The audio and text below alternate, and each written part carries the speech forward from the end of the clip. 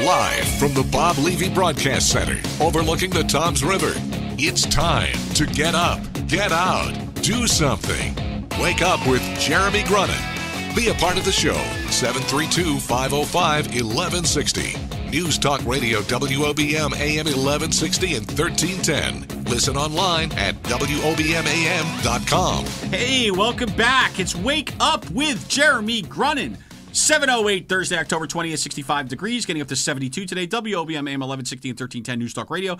Streaming live on the Radio Pup app at WOBMAM.com, 732-505-1160. We are now joined in the studio by our financial guru, Sean Monohan. Sean Monohan offers securities and advisory services through Commonwealth Financial Network, member FINRA, SIPC, a registered investment advisor. What is FINRA? I never know that. What is that? FINRA? Yeah, FINRA. That's good. I don't even know. Great job. That's a good start.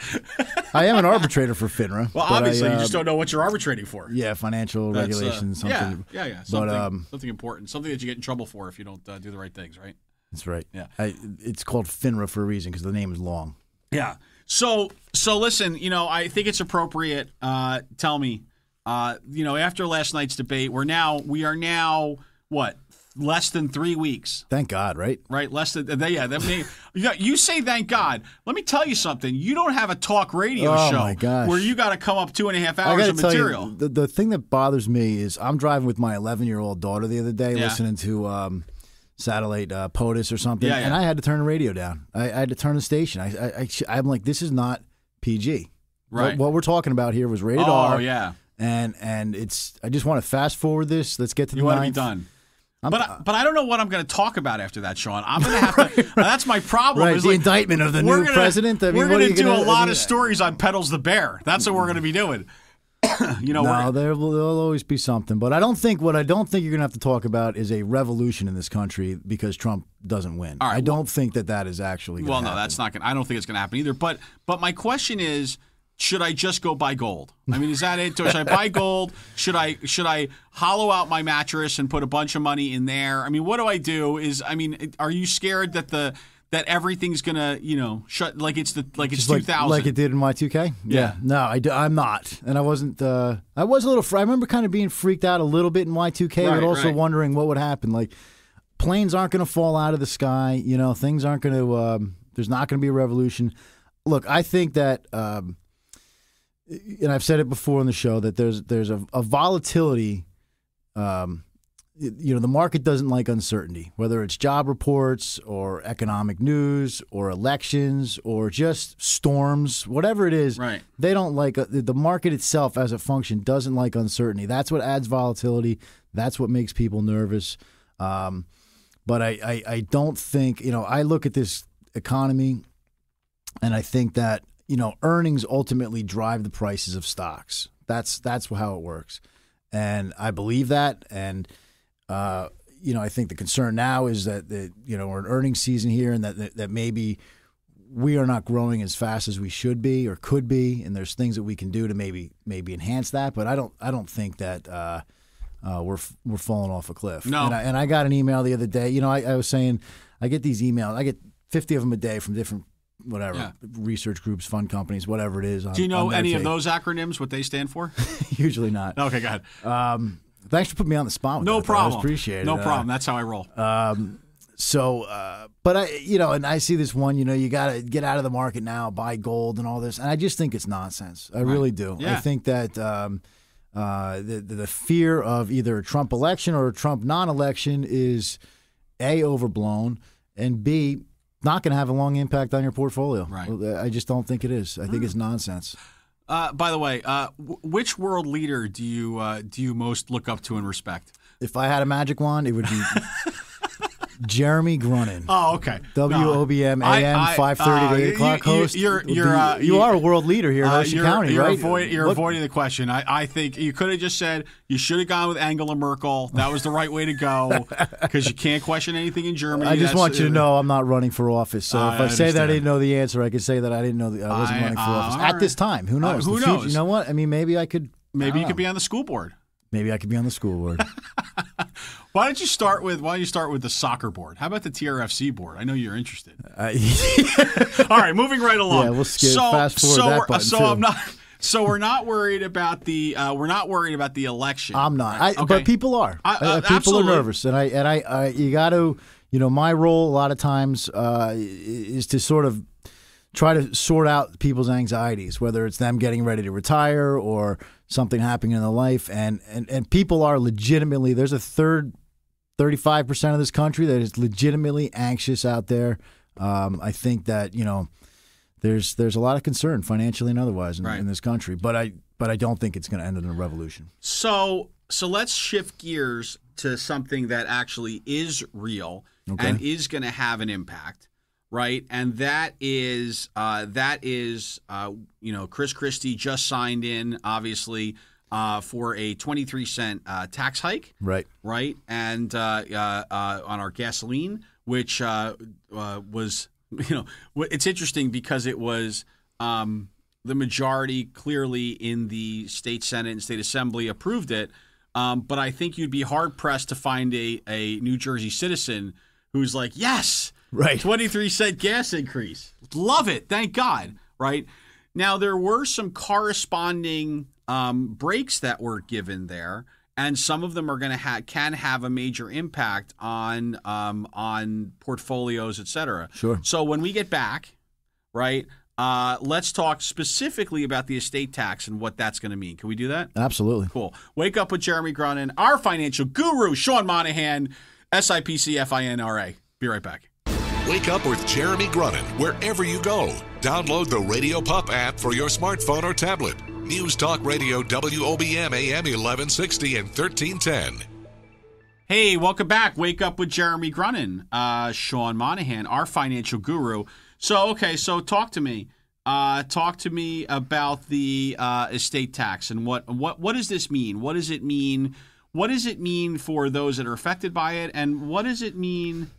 What does it mean for others? Right. Let's start with that. So, well, I think one of the problems that this addresses is the flight of so the long-term view is that and what we're talking about is the elimination, essentially, the estate tax, right, which is the lowest threshold in the country at $675,000. So if you have an estate over that, if you had $1 million, including your house, your 401ks, your car, everything, you have $1 million, you're going to pay tax on $325,000. Right. Now, and I forget what that rate is, but it's significant. It's you're writing a check. It's a decent amount. Part of this gas tax thing is they eliminated they raised that threshold for next year up to $2 million, and then in 2018 completely eliminated it. And the long-term view would be that this will keep people in New Jersey. There is no longer as strong of a reason to go to Florida, to move to Florida, where there is no estate tax or state income tax for that matter. But or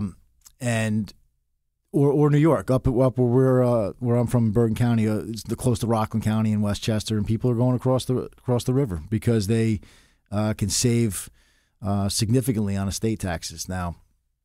But so there was a lot of people getting caught in this estate tax. It wasn't just a wealthy person's issue. A lot of people have a house and can easily reach that threshold of $675 and not necessarily be wealthy, I don't think. Right.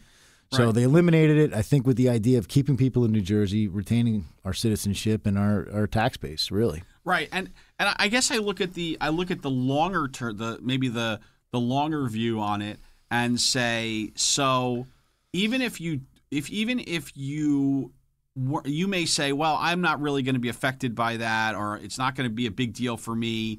But what you have to keep in mind is that by keeping this whole class of folks, this whole group of folks here in New Jersey, the argument always is that these are job generating people, right? So I don't think we see that folks that earn more money typically have their own businesses, right? Or even if they don't have their own businesses, just think about this: they probably have a bigger house, right? Which requires tax on the house, which requires more furniture, which requires house cleaning, which requires landscaping, which requires every other service. They buy more food. They go out to dinner more. They move our economy differently. So that's the argument. It's not that we're doing something again for the rich. That's not it. I don't think so at all. I think it's down. the middle. This one falls a lot of middle class folks. Yeah. I mean, honestly, it's there was a lot of people getting trapped in this that were not necessarily wealthy folks, and there was a lot of attorneys and they create trust and do a lot of things. And the other thing is, as a retiree, New Jersey, Ocean counties, the probate is very easy up here. It's easy to transfer property from one to another. Lawyers will all tell you New Jersey's a million times easier than Florida.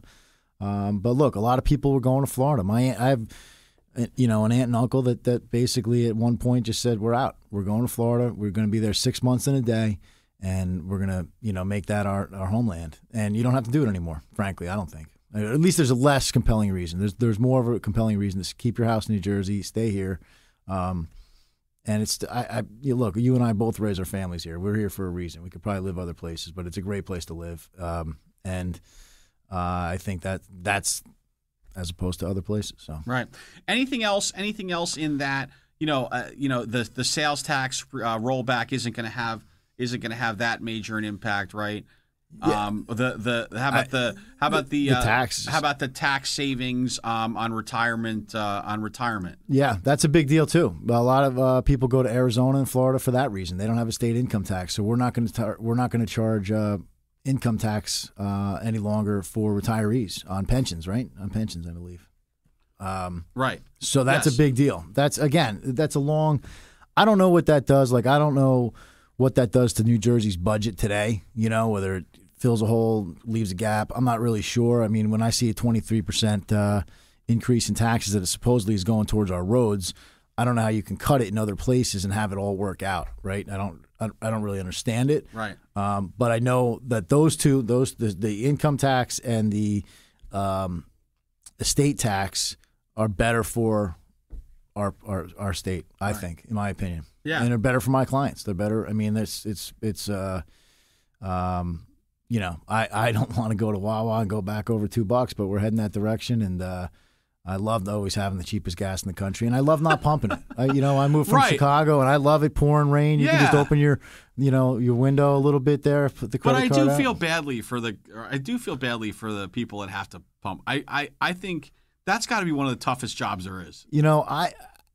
They seem to dress for it, right? I mean, I know, but they at don't. Wawa, they don't, though, at Wawa, they got the big covers. They got the little indoor thing. It's the guy that's out at the gas station with like one pump that's got to come back out from, outside, and those little ones that don't have the coverage. But yes, I do. But I also love having for some days I have to wear a suit. If I have a suit on, I don't have to walk out there and it's time for my kids to get up for school. I don't have to get out there and pump the gas and get snow on my shoes or whatever else. It's great. And people. All right. Well, listen. We'll leave it at that. When we get back, Sean, I do want to spend some time because you kind of had an epiphany recently. Something with your conscience. I don't know. You want to get it off your chest. So let's tease that out. Okay. No hometown view today because Kevin Williams has been under the weather. And he's under the weather. But listen up anyway. We'll see what happens. Back after this.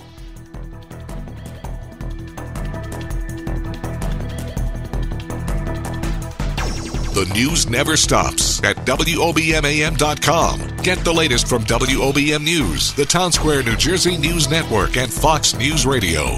Wake up with Jeremy Grunin, News Talk Radio, WOBM AM 1160 and 1310. Live from Town Square Towers at the heart of the Jersey Shore.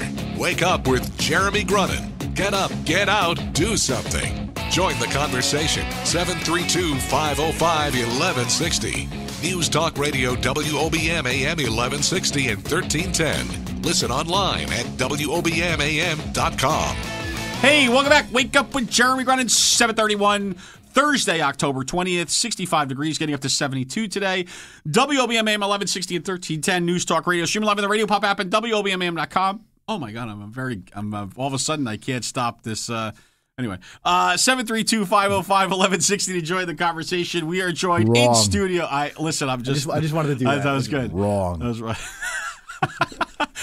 No, that was everything I said was true there. That's our financial. The weather guru. 72 today. Wrong. Wrong. She's a crook. Lies. Nasty woman. Lies. She's such a nasty woman. For 3 weeks, I've been waiting to come in here and just go wrong into the microphone. It's fantastic. I should have won an Emmy. This really is great. I mean, again, it's super entertaining and it's super funny. And then you realize this is our lives and this is like our leadership. But I have friends in Canada that text me periodically, and they generally, after this debate, I get a text being like, "What? It's the most entertaining thing on TV." Oh yeah.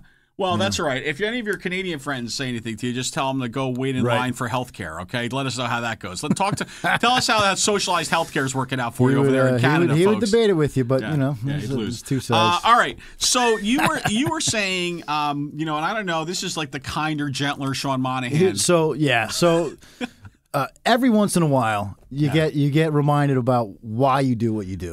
We talk a lot about what I do and what we try to do with clients and how we try to position them and what we believe as far as investments and planning issues and things. And then every once in a while, you something happens where you realize that what you do is important for people, and you're oftentimes, as a financial planner, I'm working with people at some of the most stressful points in their life, right after the death of a loved one, or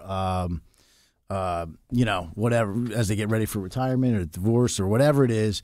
So there's a lot of times where you're dealing with people in the most stressful times, or one of the most stressful times in their lives, and we can help sort of alleviate that stress from them, take one thing off the plate. And I think I gave you an example before where there was a woman that came in, her mom passed away, her mom was sick for a while, but she took care of her mom, and lived with her for, her whole life, really. And came in, literally was devastated by this, could not function, could not deal with it, came in with a box of papers, everything she'd been getting in the mail for the last 6 weeks, she'd been throwing in a big box. Right. And, Carolyn and I pulled all the stuff out. We sat down and we sort of came up with an action plan that she could just sort of, literally a checklist, actually, call this person, ask these specific questions, call this, call the CPA, call the attorney, here's what you need to ask them.